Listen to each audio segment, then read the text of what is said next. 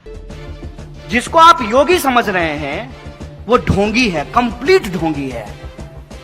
और इसको मैं प्रूव कर सकता हूं कि ढोंगी कैसे है। सन्यासी किसको कहते हैं? मैं हिंदू धर्म पे बहस करने के लिए तैयार हूं। बुलाइए किसी भी आरएसएस के प्रकांड पंडित को, मैं उससे बहस करना चाहता हूं,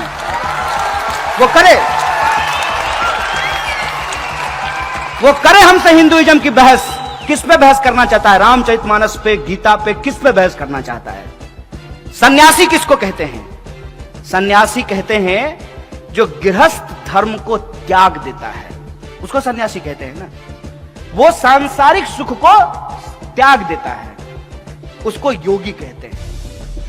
भगवान राम अपने सौतेले भाई के लिए, पिता के वचन के लिए, सौतेली मां के लिए अयोध्या का राजपाट छोड़ करके कहां चले गए? जंगल।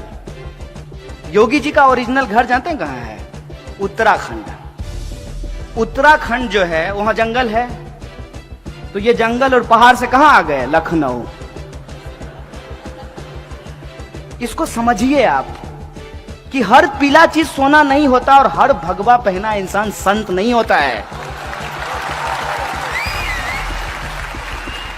दंगाई हैं ये लोग, दंगाई हैं। और इनके विचार आप सुनिए। ये जो ढोंगी हैं, इन्होंने एक सेना बनाई। अब देखिए हिंदू धर्म को कितना बदनाम कर रहे हैं। हिंदू युवा वाहिनी, ये हमारे धर्म का अपमान है। हमारे धर्म में तमाम तरह की व्यवस्था अपने आप की गई है। सबसे पहला बात, अरे जो जैसा करेगा वैसा भरेगा, ये मूल बात है। तो कोई अगर अत्याचारी है, पापी है, उसका सजा भगवान देंगे। तुमको टेंडर कब मिला बे? कब बोले राम जी? बताओ हमको, कौन सा तुमको फैक्स आया है कि हमको बड़ा तकलीफ हो रहा है, हमारा घर बना दो? तुम राम का घर बनाओगे? है? अपना उपाय नहीं, अपनी कुर्सी के लिए, अपनी राजनीति चमकाने के लिए, अपने गली चौक चौराहों पे बाह फैला के घूमने के लिए तुम हमारे भगवा रंग का बदनाम कर रहे हो। तुम हमारे राम का अपमान कर रहे हो। क्या होता है भगवा रंग? भगवा रंग इस देश में वीरता का प्रतीक है, कायरता का प्रतीक नहीं है। भगवा रंग इस देश में लोगों को बचाने का प्रतीक है, लोगों को मारने का प्रतीक नहीं है।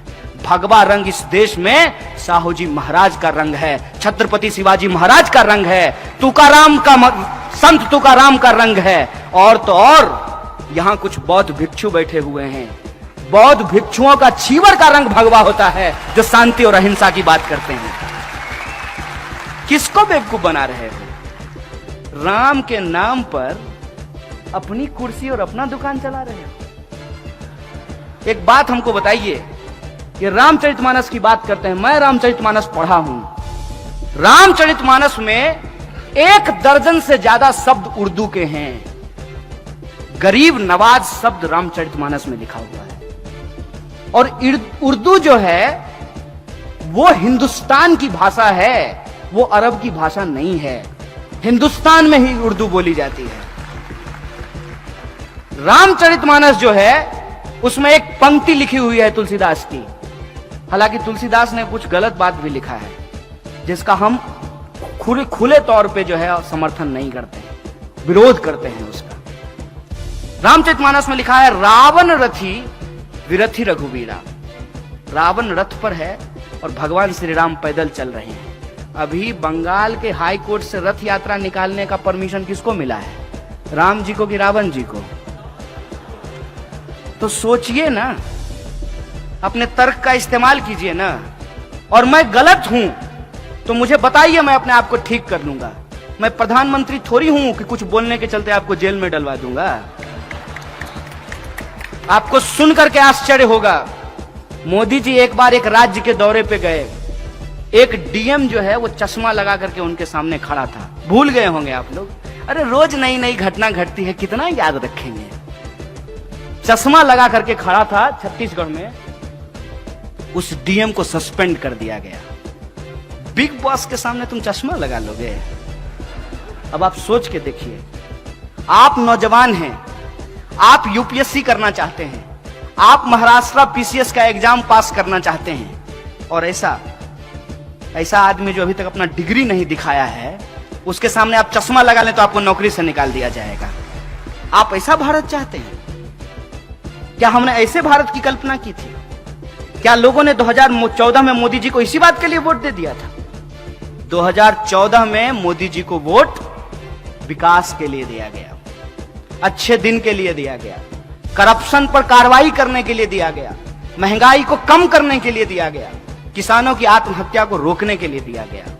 कौन सा एक काम है जो सरकार ने किया हो और हम लोग उसको स्वीकार नहीं कर रहे हो? आप ही हमको बता दीजिए। क्या इस देश में किसानों की आत्महत्या रुक गई? और क्या किया गया किसानों के लिए? कोई स्टेप भी अगर लिया गया होता तो हम मान लिए होते। जो योजना को ये गला फाड़ फाड़ करके बताते हैं उज्ज्वला योजना, उसकी हकीकत क्या है? हकीकत यह है कि जो लोग गैस सिलेंडर लिए हैं उस योजना के तहत दोबारा उसको भरवा नहीं पा रहे हैं, उसका रिफिल नहीं करवा पा रहे हैं। 400 का सिलेंडर 1100 में मिलने लगेगा तो आप कहां से भरवाएंगे? आप हमको बता दीजिए। तो इस देश के कितने परिवार हैं जो 1100 का गैस सिलेंडर भरवा सकते हैं? और सामने से आदमी जिसको आप प्रधानमंत्री कहते हैं वो सामने से झूठ बोल रहा है और आपको कह रहा है कि पकौड़ा बेचना रोजगार है। आप लिखिए, my views are not political, a political. ये सवाल समझ में नहीं आएगा। इनको एक मिनट के लिए छोड़िए। आप अपने दिल पे हाथ रख करके हमको बताइए कि आपका अच्छा दिन आ गया, तब आप कैसे कहते हैं मोदी जी बढ़िया आदमी है? और जब हम मोदी जी पे सवाल पूछते हैं तो कहते हैं कि मोदी जी का विरोध करने के अलावा आपके पास कोई काम नहीं है। हम बोले हम इतना निकम्मा है कि एक निकम्मा प्रधानमंत्री का विरोध करने का अपने आप अपना काम समझे हम? ये हमारा काम नहीं है और ना मैं ये काम कर रहा हूं।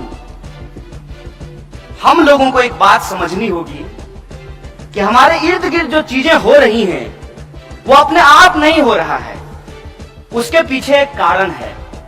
हर कारण का एक परिणाम होता है, हर परिणाम का एक कारण होता है। उस बात को जब आप समझेंगे तो आप भी मेरी तरह परेशान हो जाएंगे।